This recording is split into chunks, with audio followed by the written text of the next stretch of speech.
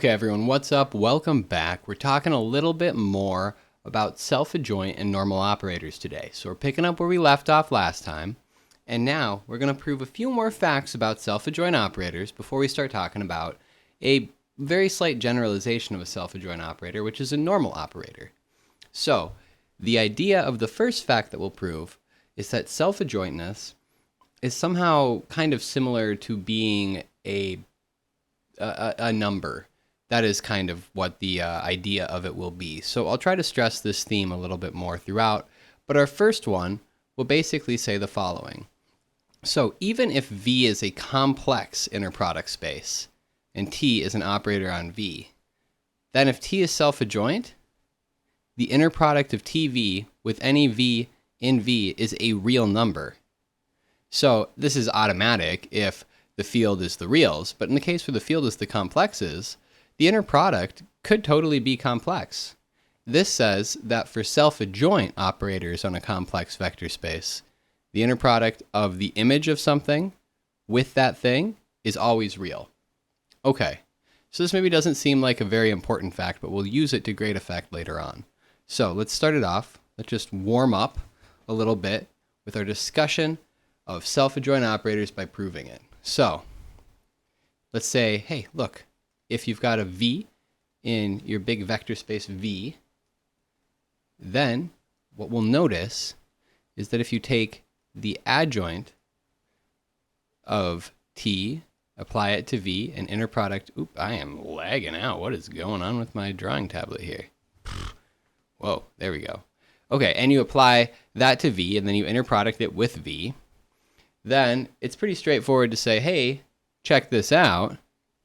This is just V, T, V, or you could write T star star, but we know that you take the adjoint of the adjoint, you get back the original thing. All right, and so then, just to flip, I can turn this into TV, V at the cost of a complex conjugation. Okay. As such, we get the following. T is self-adjoint if and only if T is equal to its adjoint, obviously. But this only happens if T minus T star, T's adjoint, is 0. Okay, and this only happens if T minus T adjoint V is equal to 0 for all V and V. Okay, not too bad. Now we just got to do a little bit of manipulation. This happens if and only if inner product of TV with V minus, now noticing that this thing here we've shown is equal to the complex conjugate of TVV,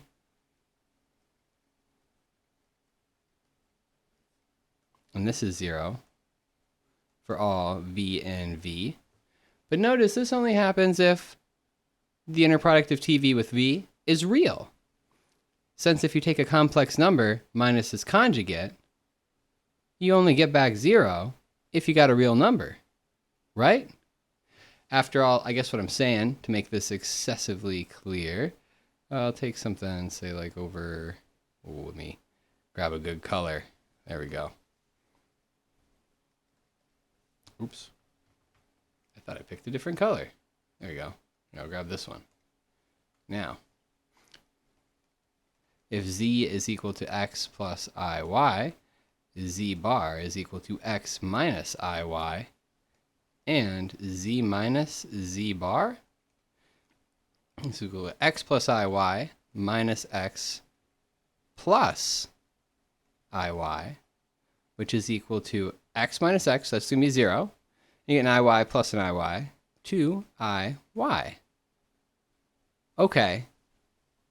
So this is the justification for this next step, which says, hey, the inner product of TV with V minus the complex conjugate of the inner product of TV with V is 0 for all V and V, if and only if TVV is real for all v in v. That is the justification for this claim right here. Oh, okay, cool. So we're good to go. Nice. All right. So if you've got a complex inner product space and an operator on it, the inner product of anything with the image of that thing under the operator is real. Okay. This lets us get something very, very nice. Now, if T is a self-adjoint operator on a vector space V, then TVV is equal to 0 for every V in V if and only if T is equal to 0. This is different. This is legitimately different from, oops, press the wrong button, from what we saw in the case of non-self-adjoint operators. So remember, if we were looking at just an arbitrary arbitrary operator, not necessarily self-adjoint, you could take something like, for example, rotation by 90 degrees in R2, where the inner product's the dot product. Okay, then TVV is equal to 0 for all V and V. The inner product of TV with V is equal to 0. Since you rotate something by 90 degrees, it's orthogonal to the thing that you started with. Oh, but T is not 0. So this is saying that self-adjointness gets rid of those kind of messy cases. All right, so let's prove it. Let's go through and see how this works. Here's the gist of it. This proof is going to use a trick that we've already dealt with before. Here's the idea. So last time we showed the following. So if you've got a complex inner product space and T is a linear map on that complex inner product space, then TV inner product with V is equal to 0 for every V in V if and only if T is equal to 0. This could fail for a real inner product space, right? We just talked about that, and we saw it last time as well. What we're saying now is that this is true in general for a real inner product space as well, as long as you restrict yourself to the class of self-adjoint operators. So, first we'll note we have already proved this in the case that the field is the complex numbers, right? Okay. So assume V is a real inner product space.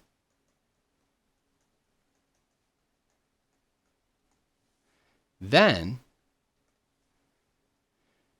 if U and W are in V, we have, and I'm going to write this up, but I'm not going to do the manipulation like we did last time. I'll just flash back to it momentarily, that the inner product of TU with W is equal to the inner product of T of U plus W with U plus W minus the inner product of T of U minus W, U minus W, all over 4.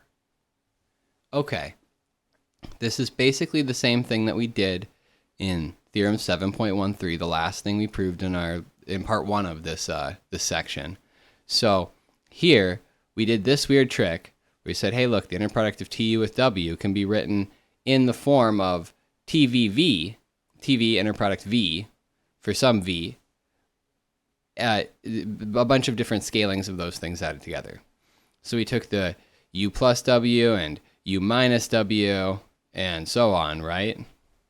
And divided by 4. We just also had this complex piece over here. The complex piece, we don't actually need it in the real case since the complex part, goes away.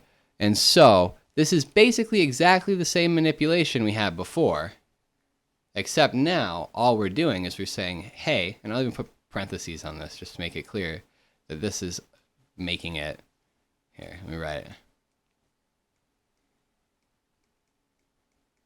So the inner product of TU with W is of the form of a sum of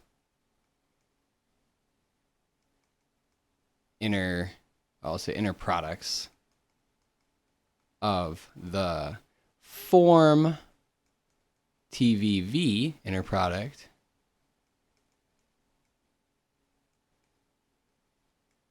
for several V's. That's what this is saying. So that's the idea, is that, hey, look, this is two different things. There's a U and a W, but I can write it as like T of V1 inner product with V1 minus T of V2 inner product V2, and then as long as I scale the result. So you can write the inner product of T with some other thing in terms of the inner product of T with one thing on both sides of the inner product and on the other side, and for another same thing. This is what I said right here. Okay, so to see this follows from the following, which is that TWU inner product is equal to WTU, since T is self-adjoint, which notice is equal to TU W. So this piece is from self-adjointness, and this piece is, since V is a real inner product space. That is, since the conjugate of TUW is equal to the inner product of T with W. Okay, so all you got to do to see this is just, hey, basically split this first one up using this fact, split the second one up using that fact. You've just got 4 of the same things. You're going to distribute the minus sign. It's going to cancel out some of that stuff there. It's all good. Okay. So now that we've got this, so suppose TVV inner product equals 0 for all V and V. Then TUW inner product equals 0 for all U comma W in V. Oh, okay. Oh. And this implies that T is the 0 operator. Oh, okay. Whoa. Well, that's kind of nice. So, obviously, if T is equal to 0, then TVV is equal, the inner product of TV with V is equal to 0 for every V and V. So that direction is easy.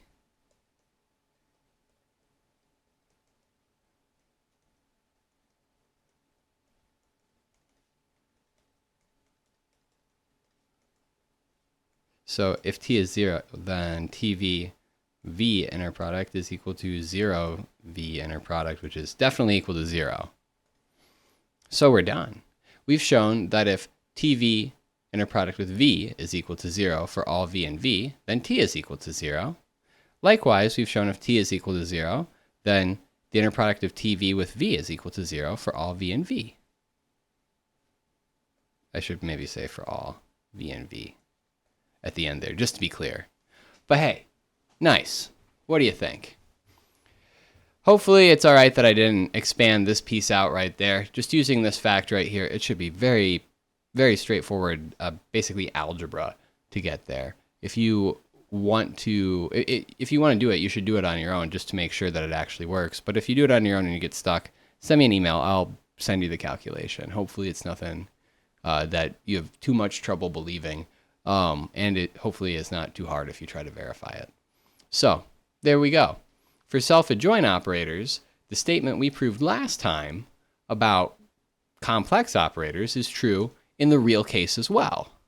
Okay, so basically this follows the theme I'm kind of trying to say, which is that, hey, self-adjoint operators are nice enough that some of the pathologies of real inner product spaces go away, and they act as nice as a complex inner product space. Neat. Let's do a little bit more, and let's start talking about normal operators. Okay, so normal operators. here's the gist of it. We'll say that an operator on an inner product space is normal if it commutes with its adjoint. Maybe this seems like a weird definition at first. I'll try to motivate it a little bit, but in some sense, this is one of those things that you just kind of got to get used to at first. So that is, an operator is normal if T adjoint is T adjoint T. Okay.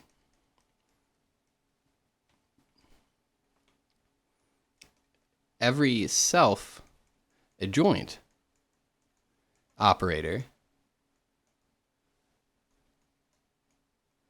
satisfies T is equal to T star. T is equal to its own adjoint. So certainly T star T, well, that's just equal to T squared, which is certainly equal to T star, i.e. every self-adjoint operator is normal. So in some sense,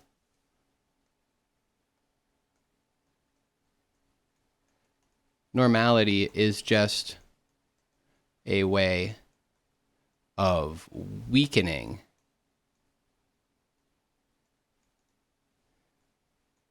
self-adjoint. Self-adjointness? Is that what I should say? Yeah, self-adjointness. Yeah, it's bleh, tongue-tied. Basically, what I'm trying to say is, hey, every self-adjoint operator is normal. We just, wrote that right here. Hey, it's not too bad. Okay, so in some sense, normality is basically a way of taking a piece of what is nice about self-adjointness and then seeing, hey, this piece, how much of the niceness of self-adjointness does this allow us to get at? That is, how much is it actually important that T is equal to its adjoint, and how much of the niceness just comes from the fact that it commutes with its adjoint, which is a properly weaker thing. Okay, so here, I'll show you one thing that's very nice about normal operators. So if T is normal, then the norm of TV is equal to the norm of T's adjoint applied to V. And likewise, having this occur means that T is normal. Kind of nice. So normal operators are precisely those such that the image of something under that operator is the same as the image of the same thing under the adjoint of that operator. Let's go through and try to prove this. This is yet another one of those very long series of if and only ifs. So T is normal if and only if T star is equal to T star T. But this is true if and only if T star T minus T star is equal to 0. Okay. And yet again, we're going to show that this tells us something using an inner product. So T star T minus T star applied to some V with another V is equal to 0 for all V in V. Okay, so this is saying you got something here, which is equal to 0. Okay. Why can we say this? Well, we'll be able to say it because of our previous result. This one right here with the self-adjoint operator. Notice, and here's what I'm going to try to point out. Notice that T star T minus T star, if I take its adjoint, this thing is equal to, well, I'll get T star, then T star minus T star T star, which is then just equal to T star T minus T star. But hey, wouldn't you know it, this here,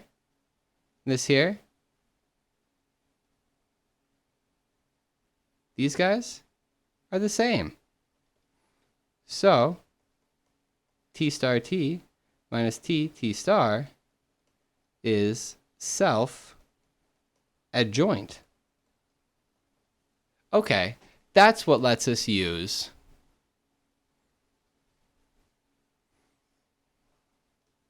this fact right here.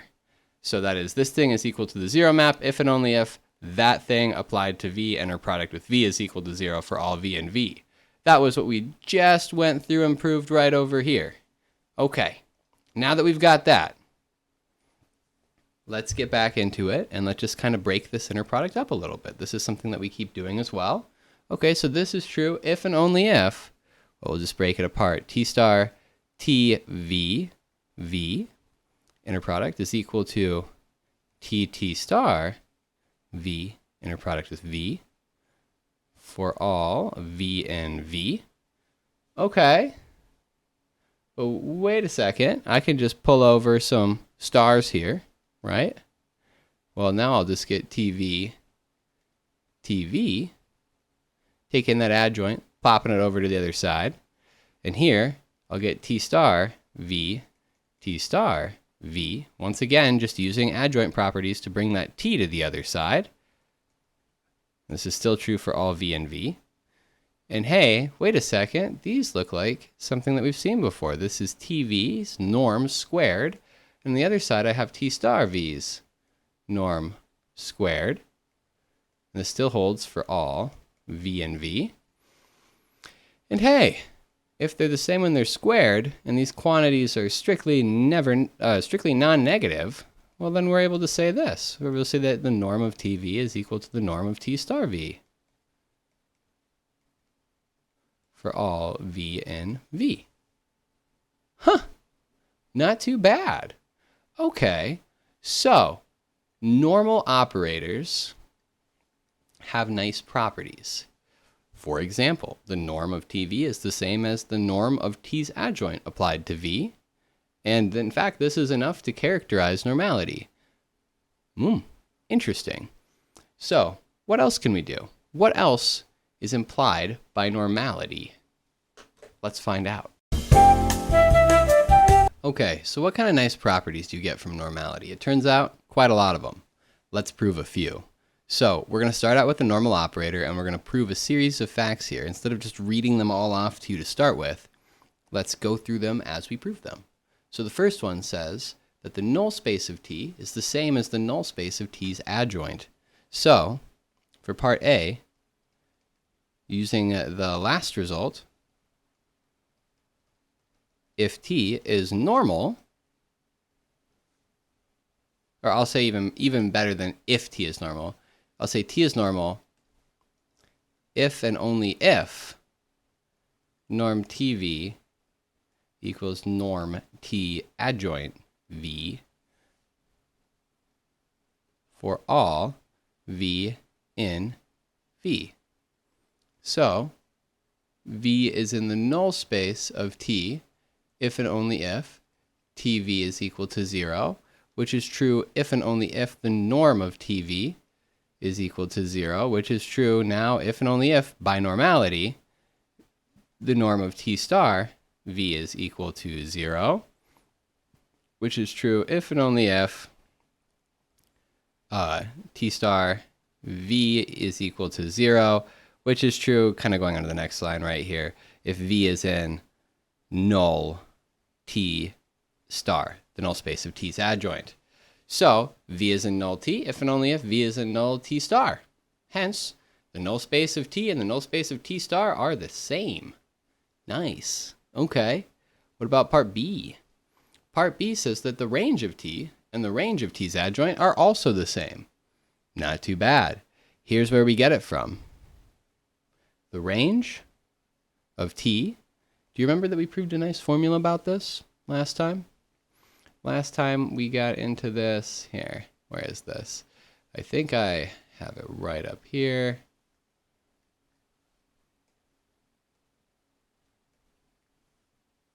Where did I put this? This is from the lecture notes last time. Here we go. Yes, there we are.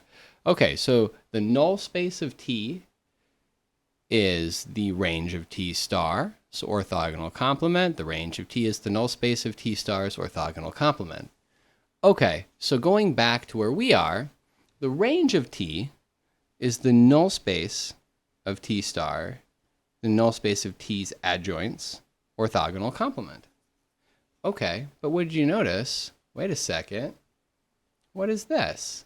Well, this is the null space of T, since the null space of T is equal to the null space of T star. So this is the complement of the null space of T.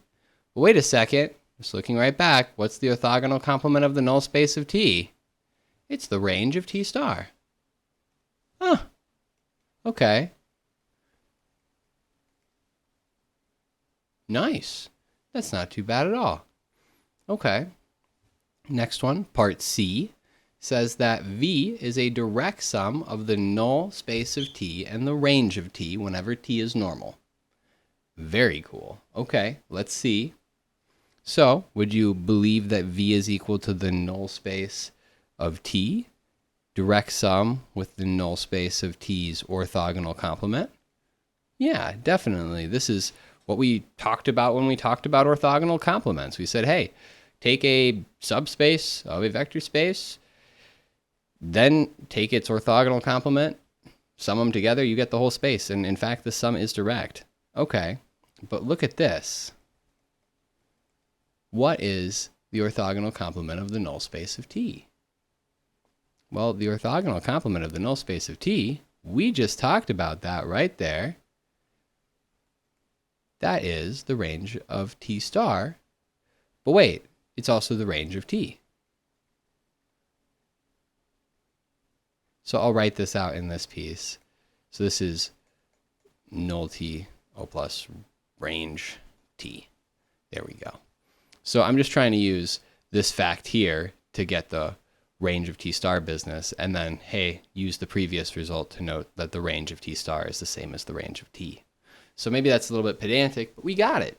Nothing too bad at all. All right, what about part D? T minus lambda I is normal for every field element lambda. This is kind of interesting. Let's see. So, suppose that lambda is a field element. We're still supposing that T is normal, by the way. Then, let's take T minus lambda I and T minus lambda I adjoint. What I want to get is T minus lambda I adjoint times T minus lambda I. That is, show that it commutes with its adjoint. So we'll just do a little bit of manipulation. Well, I got my T minus lambda I right here. Nothing bad. The next piece, I got T star minus lambda bar times the identity. Okay, now all I got to do is multiply it through. I got T star minus lambda bar T I. Oh, lambda bar I T, I can write it, I guess. So I'm just going here and here. And now I'm going to go here and here. Okay, so I got a minus lambda. I forgot my bar right there. And let me also, by the way, just get rid of those messy lines. Hopefully everyone is cool with what I'm doing. All right, so I get a minus lambda I T star plus lambda bar times the identity squared, which is the identity, but I'm just trying to be complete here in how I write this. What's lambda bar? It's the modulus of lambda squared, isn't it? But let's just use our properties of normal operators to rewrite this first piece, and then we'll do simplifications like that.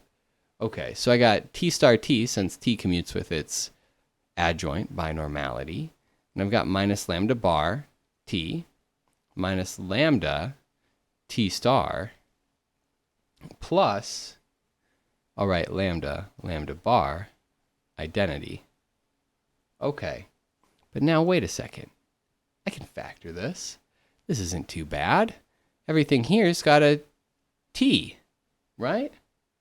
So I can take a T and everything, basically here's what I'm gonna do. Here, I'll rewrite this and I'll show, we'll talk through it in a moment. This is T star minus lambda bar times the identity times T minus lambda times the identity. All you gotta do is just make sure that you put together the pieces involving a lambda bar and the pieces involving not lambda bars. So basically we just go, hey, check it out. Multiply this t star through. I'll get a t star t minus a lambda t star. Okay, t star t minus lambda t star right here. So that's good from this first chunk applied to this whole thing. Now when I take this minus lambda bar I and apply it to this whole thing, I'll get a minus lambda bar t from this first one. Okay, and then I get a plus lambda lambda bar times the identity from the second bit. And now I've got it all down. It looks good. Yeah? Then all I have to do to finish everything off is to unadjoint this. I get t minus lambda I star adjoint t minus lambda I. And just to make everything super clear, I'm going to erase all these lines I did when I was explaining how I unfactored that. Hopefully everyone is cool with that factorization. We've done enough factorization at this point in our mathematical careers, I believe, for everybody to feel all right about it. But all the same, it still can be kind of good to talk through it. So we did it. T minus lambda i's adjoint is equal to t minus lambda i's adjoint times t minus lambda I. That is, it commutes with its adjoint. And our claim that t minus lambda I is normal for every field element lambda is indeed true. Nice. Now, let's do the last one, which says that if v is in V and lambda is in the field, then tv is equal to lambda v if and only if t star, t's adjoint applied to v, is lambda bar v. Ooh, this is interesting. This says that the eigenvalues of t are related to the eigenvalues of t's adjoint. That's pretty neat.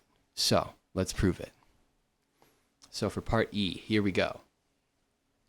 Suppose v is in V and lambda is in F, the field.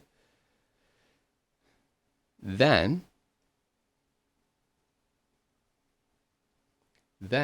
here's what we get. T minus lambda I. Let's apply that to V, and let's take its norm. Well, that's definitely going to be equal to T minus lambda I, this whole thing adjoint applied to V, since T minus lambda I is normal, and normality is equivalent to the operator applied to something having the same norm as the operator's adjoint applied to something. Okay, so from right here, all I have to do is compute what this is. This is the norm of t star minus lambda bar I applied to V. So, I can end that sentence right there. So, t minus lambda I applied to V is equal to 0 if and only if t star minus lambda bar I applied to that same V is equal to 0. Since they have the same norm, right? The only time you can get 0 norm is if the thing is 0, yeah? That is, T is equal, or TV is equal, terrible handwriting right there, TV is equal to lambda V if and only if T star V is equal to lambda bar V, which is what we wanted to say. Nice. Okay, so a whole laundry list of facts about normal operators. Hopefully none too bad. All of them relatively short to prove. Let's take this last observation and go a little bit further to talk about the connections between the eigenvalues of an operator and its adjoint in the presence of normality. Finally, we're going to tie it back up and we're going to say, hey, normality is essentially just a weakening of self-adjointness. So what is the connection between self-adjoint operators and normal operators? We'll answer that question.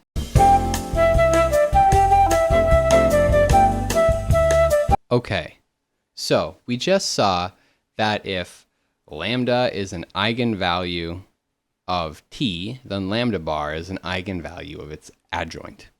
So what about the eigenvectors? Here's the claim. if you've got a normal operator T, then the eigenvectors of T corresponding to distinct eigenvalues are all orthogonal. That's the claim. Let me show you. So, proof. Suppose, let's call it alpha and beta in the field, are distinct eigenvals of T, and U, comma W in V are corresponding eigenvectors. So that, just to be clear, what I'm saying is TU equals alpha U, and TW equals beta W. Okay. Man, why did I zoom out? I have to zoom out a little bit right there. I shouldn't have scrolled. Oh well. Okay, there we go. Now, what can we do with this?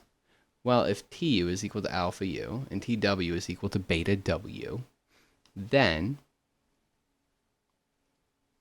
T star of W is equal to beta bar W. Do you agree with this?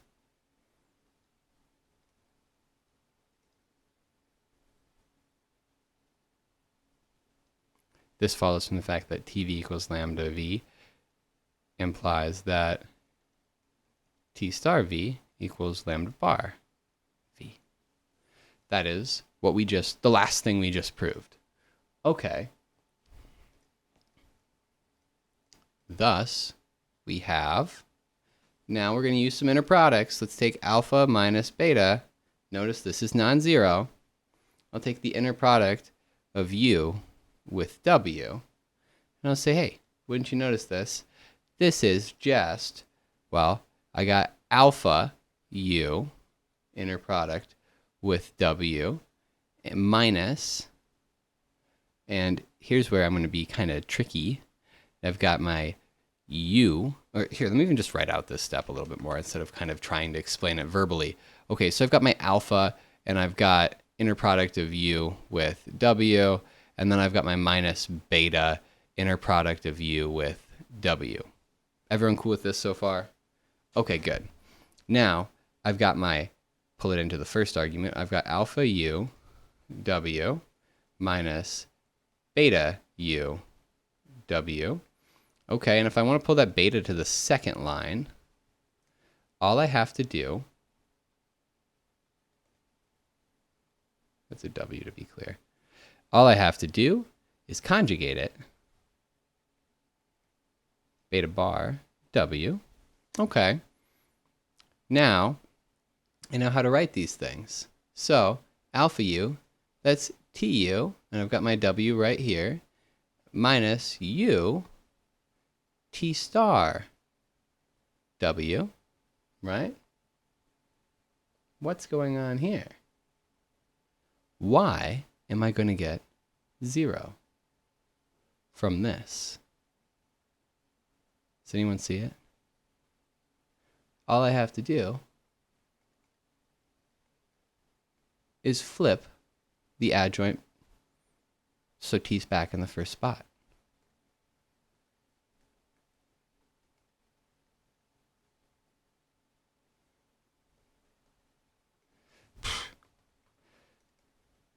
Since alpha is not equal to beta, since they're distinct eigenvalues,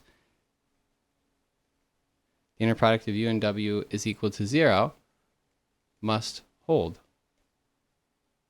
That is, these eigenvectors corresponding to distinct eigenvalues must be orthogonal. Kind of neat. So, if you've got a normal map, a normal operator, then its eigenvectors are already orthogonal. At least the eigenvectors corresponding to distinct eigenvalues are already orthogonal. Kind of neat. So if you have, say, the dimension of V distinct eigenvalues, all right, you've got an orthogonal basis of eigenvectors. Whoa, that's crazy. That's actually pretty neat. So what's going on with normality? here is a nice little kind of conclusion to our introduction to normality and self-adjointness. So in the case that you're dealing with a complex inner product space and you've got some t on it that's normal, this means that there exist commuting self-adjoint operators a and b such that t is just a plus ib. Whoa. Okay. Remember a little bit earlier when I said that self-adjoint operators are kind of like real numbers? This is sort of what I mean. Self-adjoint operators are related to normal operators in the same way that real numbers are related to complex numbers. So self-adjoint operators you can think of as basically being the real and imaginary parts of normal operators. Kind of neat. So normality is a weakening of self-adjointness, but it's a weakening that lets you essentially see all normal operators as a particular form of sums of self-adjoint operators. Let's prove it. We'll use this later on. So, not too terribly much, but it's a cool fact, isn't it? I kind of like to see it. One of the things we'll use is definitely this nice trick. Okay, so first, suppose t is normal. So assumption that t is normal. Okay. Then let's let a be given by t plus t star over 2 and b be given by t minus t star, writing too fast, over 2i. And we can notice that a plus ib is equal to t plus t star over 2 plus t minus t star over 2. Since the i's there will cancel each other out. And just putting it all together, I'll get a 2t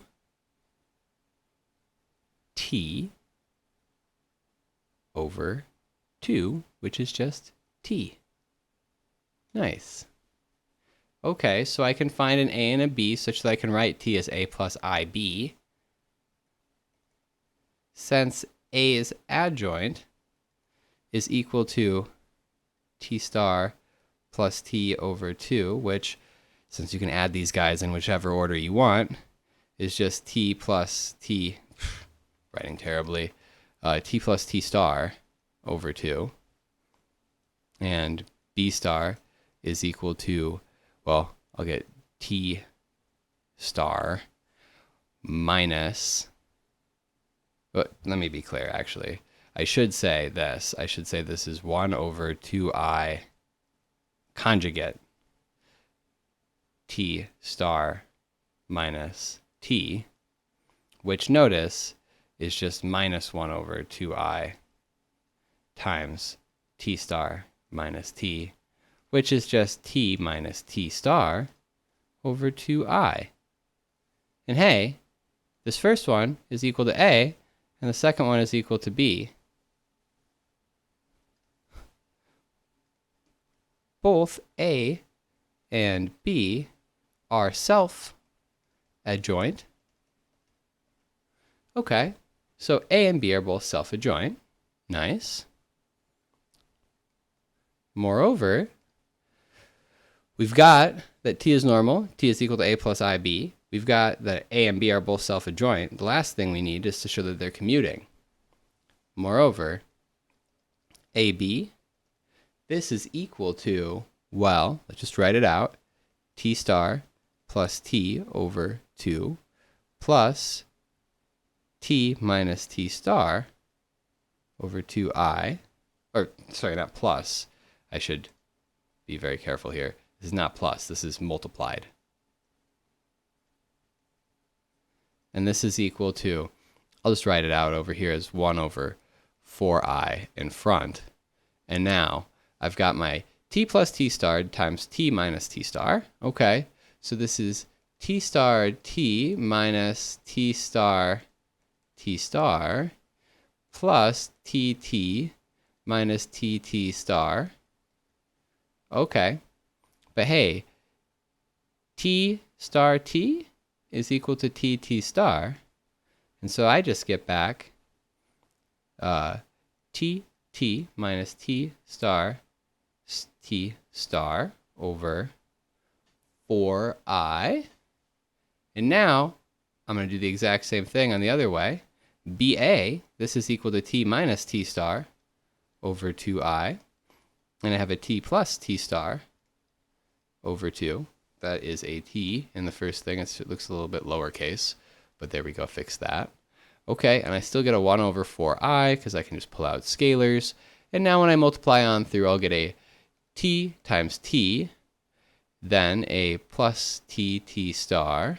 All right, and I get a minus T star T, and then I get a minus T star T star, which, hey, look, T T star and T star T, those are the same thing, so they just zero out. I get a TT minus T star over 4I. So we are done. Okay, that is, we've got A and B self-adjoint. They commute. That is, if you do AB, you get the same thing as BA. And A plus IB is equal to T. Nice. Now, in the other direction, if T is equal to A plus IB for A comma B self-adjoint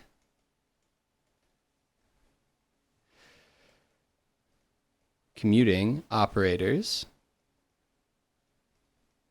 then T star T is equal to, well, even just what is T star? T star is just going to be equal to A star minus I B star, right? You have to conjugate that complex business right there. Okay, but A star is just A, and B star is just B. Okay. So, T star T is equal to A minus IB times A plus IB. And you just got to do a little bit of simple arithmetic to get, okay, A squared plus IAB minus IBA.